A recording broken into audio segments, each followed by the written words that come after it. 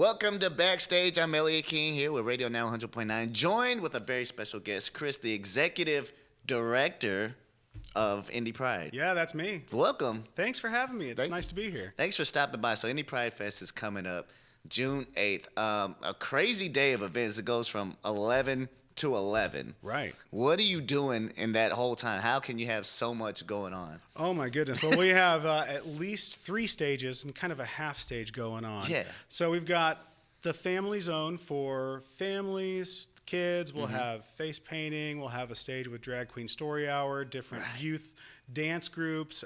We have the PNC Mobile Learning Lab. Geico will be there tossing out stuff.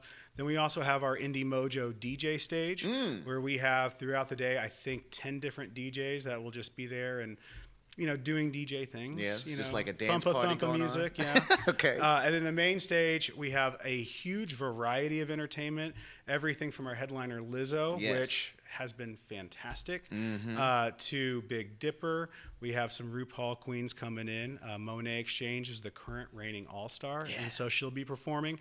But we also have a Prince cover band for those of you that like Prince. Right. I think I saw a Beyonce tribute. Yeah, Beyonce tribute. So we can't afford, you know, Beyonce and Prince, God rest his soul. Right. But we can get people that can sing like them, or at least lip sync pretty well. Yeah.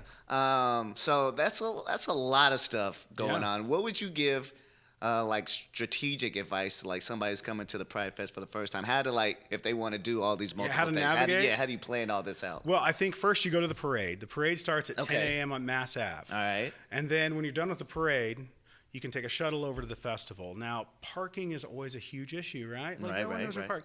Gate 10 Events has a really good deal for Pride Festival attendees, $15 to park all day. They take you from a shuttle to the parade, shuttle to the festival, shuttle to your car, and those run in about 15, 20-minute cycles. Wow. And so it's a good deal, and you don't have to deal with the headache, or just take a scooter over, you know, and then have to park it across the street and fight traffic and cops and things like that. So once you're inside and you've bought your Fast Pass or VIP ticket so you can go straight to the front of the line, you know, that we have over 250 vendors, people, you know, with local community resources, people selling their artistries and things of that nature. I'd recommend hitting the vendor village. We have some really special VIP booths up front. You got to buy your Pride swag, get your T-shirt. Of course.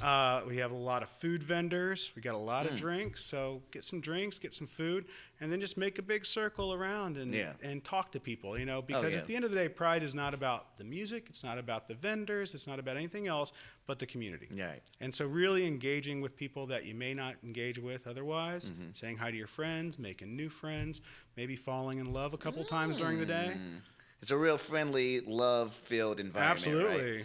Right? There's a lot of other activities now leading up to Pride Fest. We already had the Rainbow 5K, which we were at. Yeah. Saw somebody get engaged there. That was awesome. That's fantastic. The Hoosier 250 with the drag race brunch.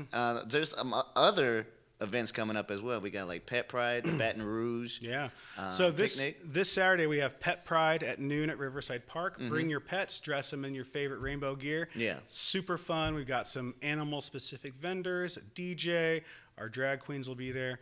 And then in the evening we have Trans Glam, which is our trans, non-binary, gender diverse event, and that's going to be at the Tube Factory at 6, where we'll have dancing, DJs, poetry, and just community.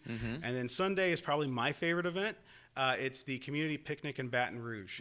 And so we start off with a picnic because Pride in Indiana back in the early 80s started off as a picnic. So we've had a picnic every year since the early 80s, which is that's a long time ago, right? That was years. Yeah, decades ago. So, and then we have our drag softball, where our Pride Softball League faces off against our Bag Ladies drag queens, and it all raises money for the local HIV fund. Yeah, that was a lot of fun. I think I did it last year. I had a couple home runs, and I'm going to brag about myself. Scott Pollard was there from the Pacers. Yeah, he it's a played small field, though. So so it's pretty easy. Right. And some of them are, you know, still full from the picnic, so they're not really running. But no, it's a lot of fun just to, if you're not playing, just to go and hang out, because they're hilarious characters. So people can still get involved, right, with Indy Pride. Absolutely. You're taking volunteers. Like, what does somebody do if they want to volunteer with Indy Pride? If you want to volunteer, you just go to indypride.org, and there's a big button that says volunteer. You sign up for the slot you want. If you volunteer, you get a free ticket, you get a T-shirt, and you just get a sense of being involved in the community, especially those that are not LGBTQ identified. If you're an ally and you're like, oh, I really want to support, show up and volunteer. We always need people at the parade to volunteer and monitor. We need people at the festival to do things. It is a great time, short shifts, and yeah, pretty worthwhile. Yeah. Now, the parade is like one of the biggest parades like out there, like in general, right? I think, don't tell the 500 festival this. Yeah. But we're bigger than the 500 festival. Yeah. And unfortunately, like, we are at capacity that we're having to turn people away. Wow. And so it is a massive parade. I know that there's some really great floats that are planned. Salesforce always does a fantastic job. This year we have Delta Faucet Company that came on as the parade sponsor. And so they'll have a big presence there, as well as a lot of our other community members and sponsors. We did something really special this year, which is in years past, there's always been an entry fee into the parade. And so any organization that serves LGBTQ people, we were able to get them in for free. Oh, that's and awesome. So you'll see all of those organizations represented. Awesome. Well, we're looking forward to it. Is there any like message that you want to send out to the community, like what you want like people to know what this festival stands for and what they're trying to relay to the people out here? I think the one thing that I'm really proud of is in my time at Indy Pride is that we formed a really good partnership with the Tobacco Prevention and Cessation Commission. Yeah.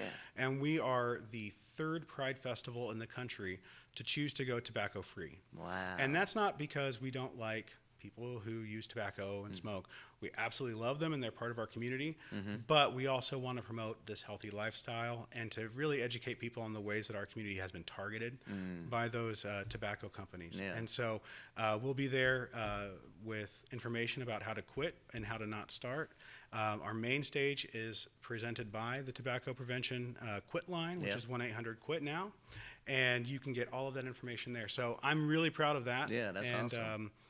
I'm glad that we're taking a stand on that. Awesome. Now, where do people get their tickets? You only need tickets for the festival, right? You only need tickets for the festival, and we have an event called Girl Pride on Thursday at the Vogue, and it is a fantastic night of music and entertainment. Okay. But the festival itself, go to indypride.org. You can get your Fast Pass tickets. You can get your VIP Juice Box tickets. Yeah, the Lizzo Juice Box. We are almost sold out of our VIP tickets. Ooh, so I would get them now. Because you get access to that main stage right in front where Lizzo's going to be in the juice box. That's what we're calling that area. Nice. And you'll have a lounge, private bathrooms, private bars, that sort of thing. So. Awesome. So, yeah, come on out. June 8th, Military Park starts at 11, and we will see you there.